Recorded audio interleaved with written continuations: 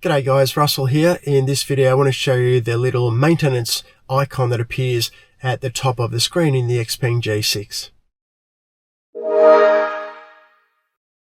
Alright, so if we look over here at the top, you see a number of different icons, and one of those that's come up for me recently is the little screwdriver and the spanner or the wrench, and this is to indicate that the vehicle maintenance reminder has triggered. So it says go to an Xpeng service center or an authorized site in time to have the vehicle maintained.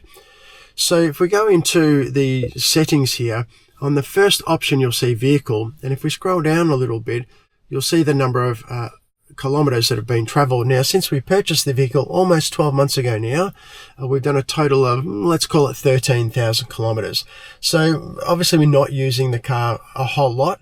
It's really our second car, but as we get closer to, I believe, 20,000 kilometers, we need to have that first service. So interesting that it's come up with that symbol, and we're still quite a long way off the 20 kilometers. So maybe it's based on time as well, but obviously there's some regular checks that I do anyway, checking different fluid levels, checking the tire pressure and so on. Interestingly though, when that came up, I was expecting to read the odometer at 20,000 kilometers. So gee, that's come around fairly quickly. I wouldn't have thought it would be that many just yet.